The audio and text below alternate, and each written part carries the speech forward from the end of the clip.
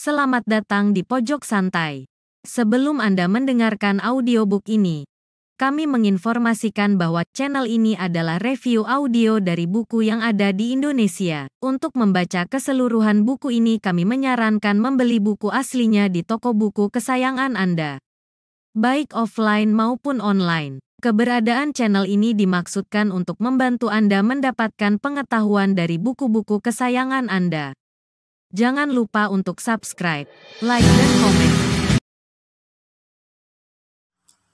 Selamat datang di Pojok Santai, channel khusus yang membahas komik dan novel dengan cara asyik.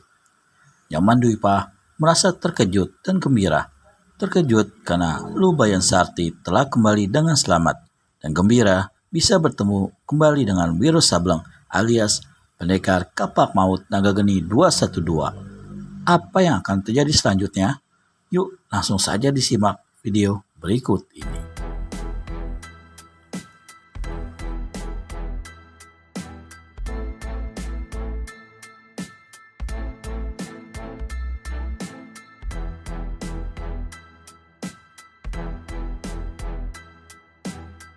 Jangan, kata Wiro cepat. Itu akan menarik perhatian orang. Jangan lupa bahwa di Depasa ini terdapat juga tokoh-tokoh silat kelas 1. Siapa takutkan mereka? Saat Nyoman beringas karena dia sudah tak sabaran untuk segera melampiaskan dendam kesumatnya. Bukan itu soalnya, Nyoman.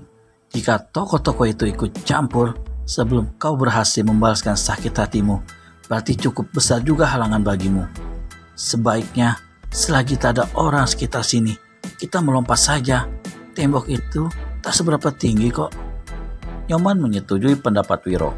Dengan mengandalkan ilmu meringankan tubuh masing-masing, ketiga orang itu pun melompati tembok dan sampai di halaman dalam tanpa kaki-kaki mereka menimbulkan suara sedikit pun sewaktu menyentuh tanah. Gedung besar tempat kediaman Cokodaya Gede Jantra berada dalam keadaan sunyi senyap. Mungkin penghuninya masih tidur. Namun saat itu, pintu samping tiba-tiba terbuka dan seorang laki-laki separuh baya berpakaian bagus muncul membawa 2 ekor ayam jago yang dikempit di ketiak kiri kanan. Orang ini menghentikan langkah dan memandang heran campur kaget pada Nyoman Dwipa dan 2 orang lainnya. Dia mengerling sekilas pada pintu gerbang dan jelas dilihatnya pintu itu masih dipalang dari dalam. Tak dapat tidak, ketiga manusia tak dikenal itu pasti memasuki halaman gedung dengan jalan melompat. Orang-orang muda, siapa kalian? Orang ini bertanya. Katakan dulu dengan siapa kami berhadapan, jawab Nyoman Dwipa. Aku, Cokodaya Gede Anyar, pemilik gedung ini. Rahang Nyoman Dwipa terkatup rapat-rapat lalu mulutnya terbuka. Wah, jadi kau bangsawan yang bernama Cokodaya Gede Anyar itu? Ucapan ini disertai dengan suara mendengus. Harap kalian menerangkan siapa kalian adanya dan punya maksud apa memasuki rumah orang pagi-pagi begini secara tidak terhormat. Nyoman Dwipa menyeringai. Hahaha, rupanya kau masih memandang tinggi nilai-nilai kehormatan Gede Anyar. Paras Cokodaya Gede Anyar berubah. Apa maksudmu orang muda? Ia bertanya. Masih ingat pembunuhan yang kau lakukan atas diri Ikrambangan dan beberapa orang kawan-kawannya sekitar 5 bulan yang lewat? Cokodaya Gede Anyar terkejut. Betul-betul terkejut, diyakini karena pertanyaan itu sama sekali tak diduganya.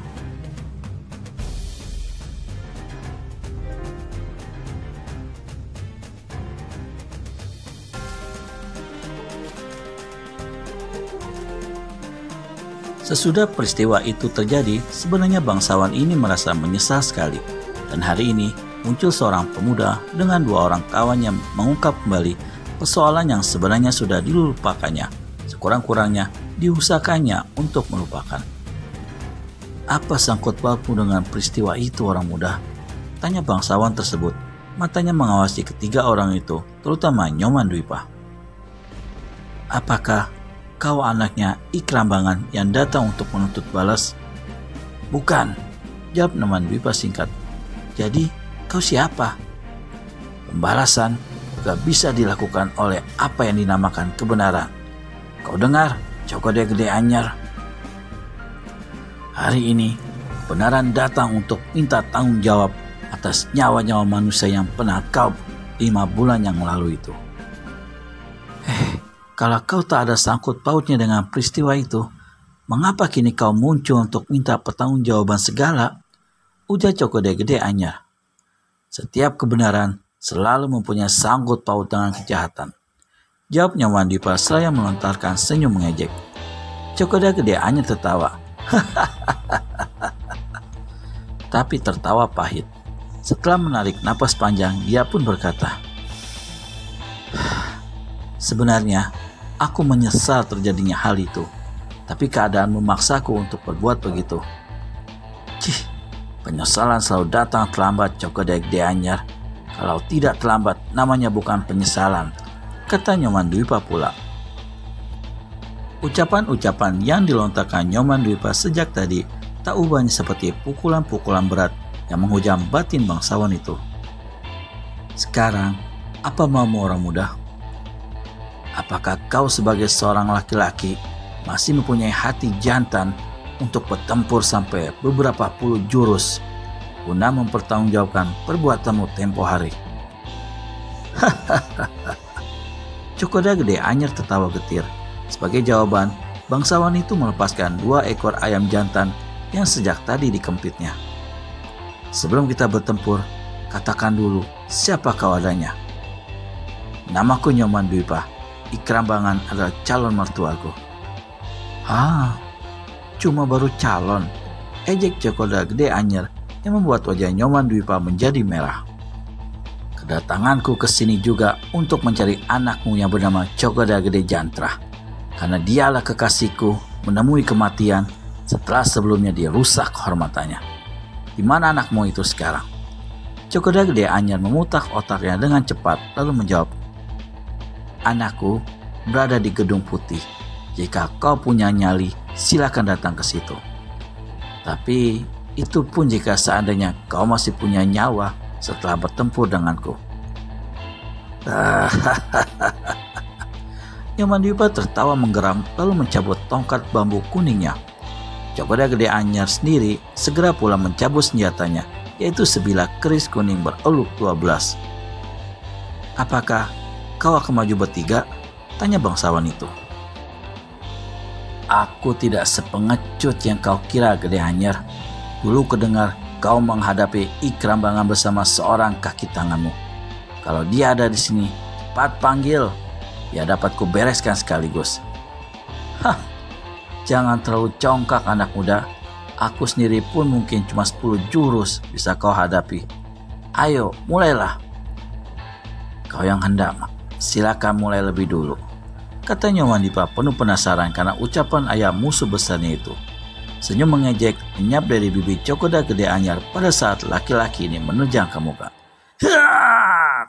Keris di tangan kanan berkelebat dan menderu ke arah dada Nyoman Dwipa, lalu membabat ke tenggorokan dengan teramat cepatnya hingga hanya sinar senjata itu saja yang kelihatan. Sungguh hebat serangan yang dilakukan Cokodeh Gede Anyar ini. Itu adalah jurus serangannya bernama menusuk bukit, membabat puncak gunung. Dengan mengeluarkan jurus itu, dia berharap akan membuat si pemuda kepepet demikian rupa hingga dia bisa menyusul dengan serangan kedua yang mematikan. Nyoman Dwipa meskipun muda belia dan belum punya pengalaman apa-apa dalam dunia persilatan, tapi dia adalah murid gemblengan Menak Putuwengi. Serangan dasar Cokodeh Gede Anyar tidak membuatnya jadi gugup apalagi kepepet. Dengan membuat langkah mengelak ke samping, dia berhasil membuat serangan lawan mengenai tempat kosong. Dan di saat itu pula, dengan kecepatan yang luar biasa, pemuda ini balas menyerang. Tongkat bambu kuningnya bersiuran dan tahu-tahu ujungnya menusuk ke perut lawan.